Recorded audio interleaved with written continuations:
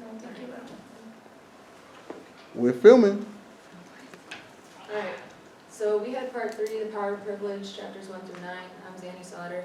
I'm Brooke Luderbaugh. I'm Emma Rose. So in chapter 1, it was called Making Systems of Privilege Visible. So whites do not want to be labeled as racist or privileged. They are concerned with how to avoid labels and not about the systemic racism and how to change it. So what is privilege? It's defined as a special right or advantage. The characteristics of the privileged group define the social norm which benefits the privileged group. And privilege is rarely seen by the holder of privilege. So an example in the book of privilege was a little girl who wants to play in Major League Baseball. She would have a low expectation to achieve this goal because she is female, and it wouldn't matter how skilled she is because males hold the privilege to play in Major League Baseball.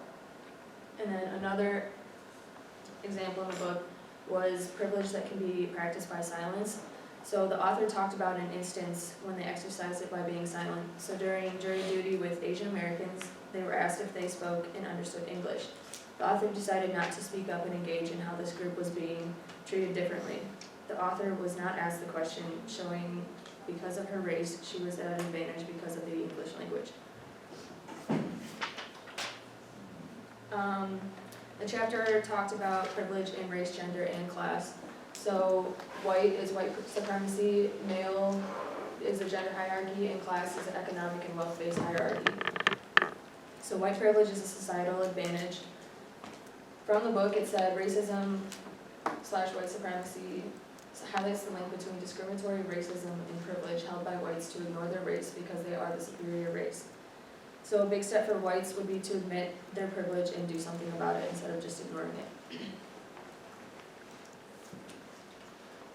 Chapter 2 was called Privilege as a Paradox. So privilege grants culture authority to judge others. Paradox defined means a self-contradictory statement. So in the book it quoted, race privilege is more about white people than it is about white people. And an example in the book was Shakespeare in Love. So that is a movie or play from the Elizabethan England times. And it talked about how men were privileged here as well because they could perform in plays, whereas a woman had to present herself as a man in order to participate in the production. The paradox talked of in this chapter is the experience of being privileged without feeling privileged. Privilege is more about social categories than who people are individually. So it talked about a reference group, and this is when a group only compares themselves within the same group. They will fail to feel privileged because the entire group is the same. Whereas if they compare it to an outside group, the privilege would be seen. It also talked about oppression and how it slams the door shut on opportunities for people. It said groups cannot oppress others within. There has to be outside groups that oppress the other. Oppression happens in societal categories or groups. And then some examples in history have been society saying that women are property of fathers or husbands, and when a certain race is denied opportunities and equality under the law. So oppressiveness is unconscious. We don't realize it's there unless we actually talk about it and realize it.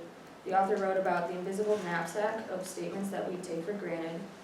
It is invisible because we don't realize that we are privileged in everyday life. So she wrote some statements in the book, and 3 of them stood out to me, so I'm going to read it right now. I can be pretty sure that my neighbors in such a location will be neutral or pleasant to me. Second one is if a traffic cop pulls me over or the IRS audits my tax return, I can be sure I haven't been singled out because of my race. And the last one, I can choose blemish cover or bandages in flesh color and have them more or less match my skin tone. So finally, silence and denial are reasons that privilege are present. So I talked about how she stayed silent during the jury duty and not bringing it to attention, and the denial is also present because whites do not talk about it because they don't want to have to worry about some aspects in life. It needs to be acknowledged that it is affecting our society. Okay, I had chapters 4 through 6. Chapter 4 was white privilege and white supremacy.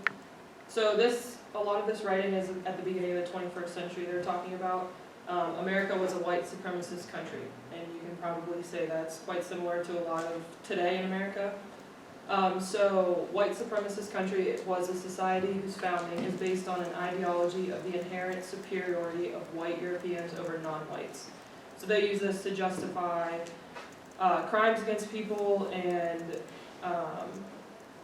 kicking people out of their land that they rightfully come to own. There's a bunch of stuff in the book. I didn't put it on here because it's a lot of words, but it's like so many things that people of color don't get to experience because they're not white. And it's like simple things that survive life-threatening illnesses. Like if you're white, you're going to get the best treatment. If you're a person of color, you might not get the best just because you don't have the same skin tone as a doctor taking care of you possibly.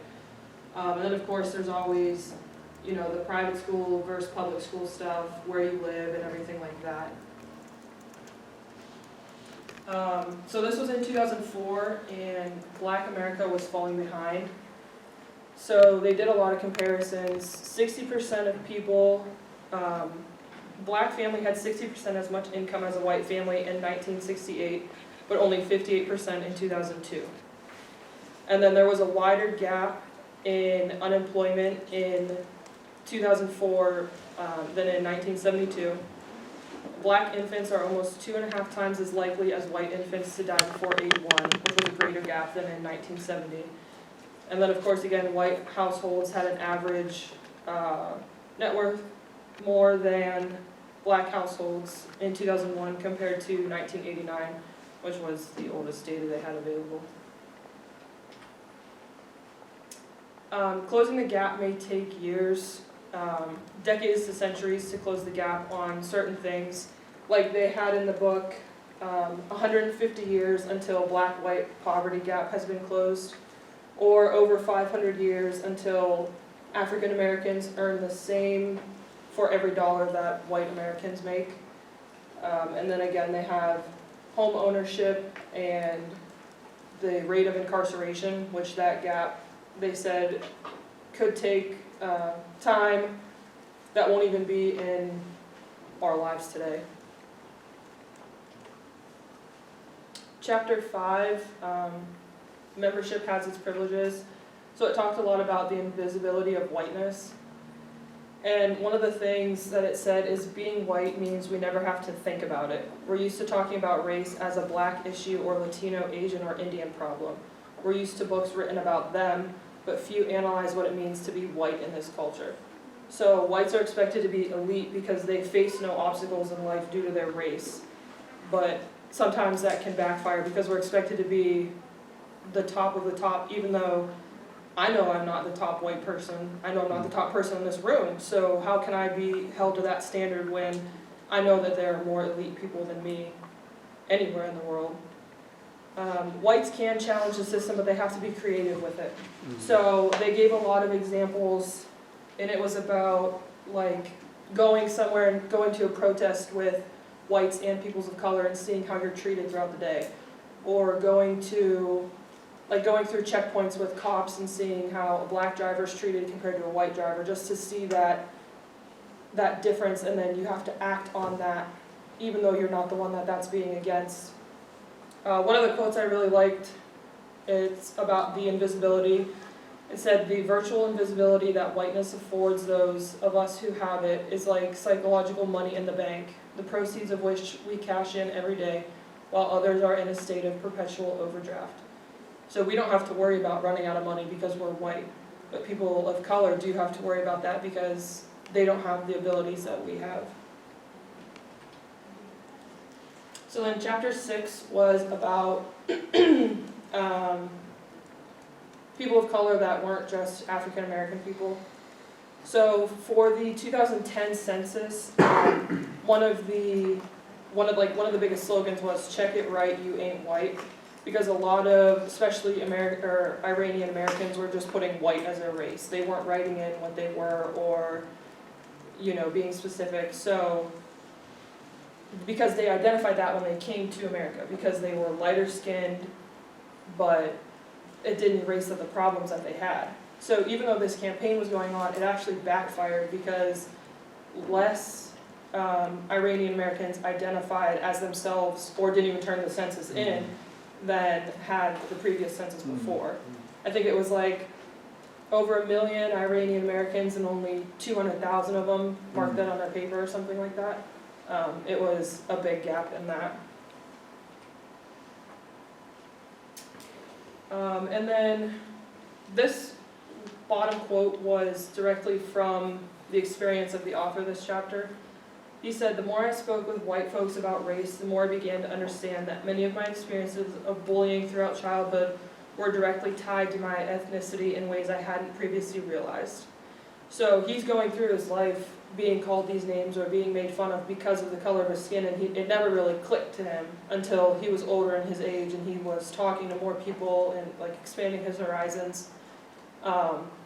So using the term people of color, it insists upon the importance of recognizing the shared struggle of people of color from any race, any color of your skin that isn't white, because what everyone wants is equality and liberation of everyone.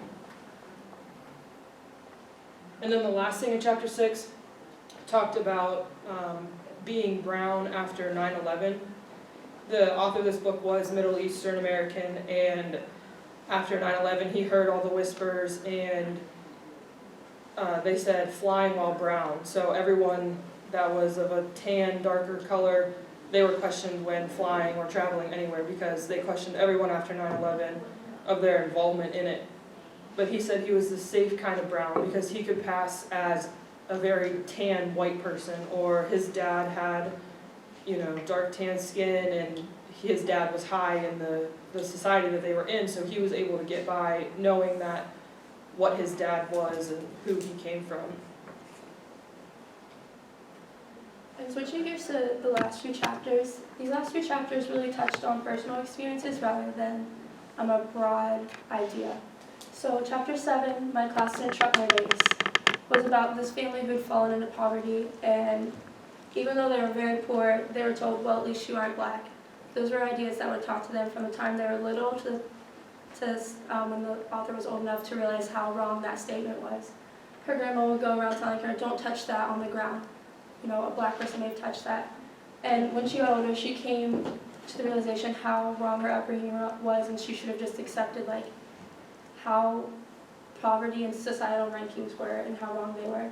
A quote from the book that she said that she heard a lot in school was, "We were the lower rungs of society, but there was always someone on the periphery just below us."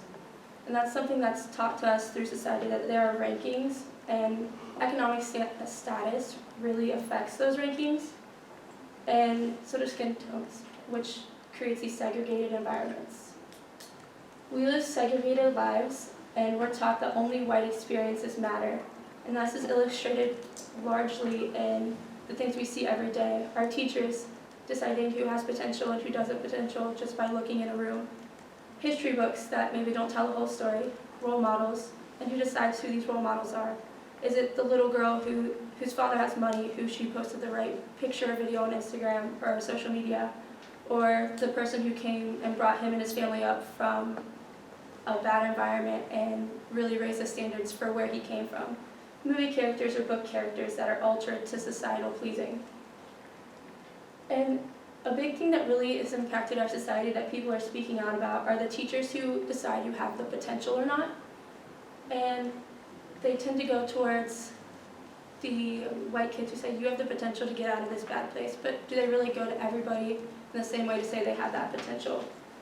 And whites that reside in a lower class integrated environments are given the idea that moving out of poverty and away from this environment that defines us into whiter environments.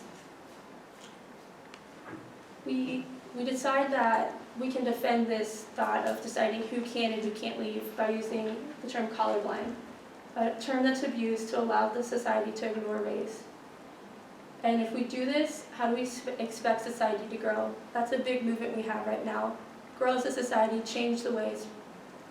But this is a big step to take to just decide, well, I'm gonna, instead of ignoring this, I'm gonna look to the person next to me and ask what's going on in their life so I can understand them better rather than just judge them by their outward appearance. On to chapter 8. This was about a family who, even though this family was colored, they moved to their kids to go to private school so they could hide them from the discrimination that the parents had growing up. they found out later that they were wrong, that it was going to follow them around everywhere. They found it a lot when the kids got older, when they were walking around campus and school, going to the library. Their child was stopped by a car and explicit terms were thrown at them, and when the child came home and told his parents about it and the parents called the school, the principal just said, well, deal with it, essentially. So the school systems, instead of protecting this child where the parents pay money for this private school, they ignored the harassment that was on their campus. These parents took steps to make sure that their children could be safe in public, only wear certain clothes, never wear a hoodie, especially one that's dark. When you're going on a run, do so at a pace that isn't suspicious that you're running towards or from a crime. When you are walking around town with your friends, stay away from certain neighborhoods. If you are approached by a police officer, be as polite as you can and answer with honesty, and maybe that won't turn badly for you like it did for the father at one point in his life. So this really brought to my attention how even these people are trying their best to shield their children and give them the best tools that they can. This issue is going to follow them around. Like it did when Chapter 9 came through, it's where you go after Ferguson. This is broadly about the judicial system and how they handle cases of white cop brutality against black citizens. One of the main points was the 17-year-old Michael Brown, who was gunned down when he was walking down the street. In this chapter, the author states that it seemed as though the defense and the prosecution attorneys were on the same side, that there wasn't a line drawn to where somebody was actually defending the family. So did they treat it fairly? Probably not. Honestly, we weren't there to see the ordeal, but with how these stories go and how the truth eventually comes out, usually the police officer is in the wrong, and it's sad that we have to shield our children and not allow them to do the things that they want to do for their safety. Even President Obama at the time made a statement saying that he had to respect the decision of the court, but he did not agree. And after this, there were riots and protests for this child, and it really kind of brought some backlash attention to the case rather than just saying how this was wrong. How many incidents like this do we have to happen before change is made? They talk about a Harvard professor who was arrested by just turning the key in his own house. He was trying to get in, they arrested him because they thought he was breaking in. So just things as minor as that we need to change to help our society. Thank you.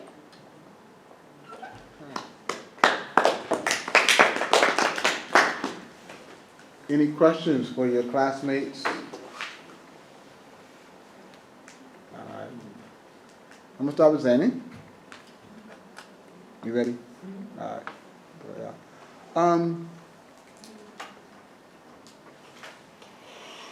This was the last part of the book.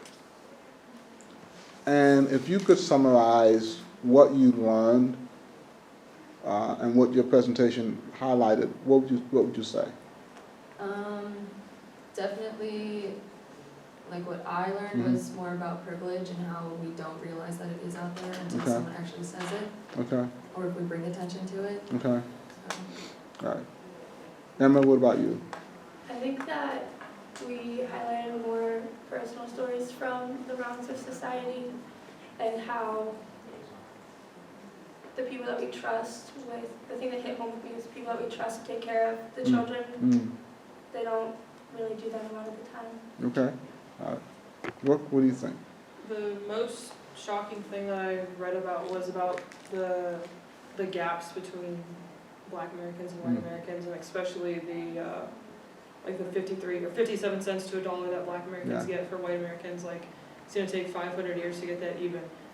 I've never thought about that. Maybe that's boo on me, but to me that was there's no way that that's possible. And then it's gonna take almost 600 years to close that. And I hope it doesn't. But that was just those gaps, those numbers that they put up was just absolutely shocking. Right. Cool. All right. Good job.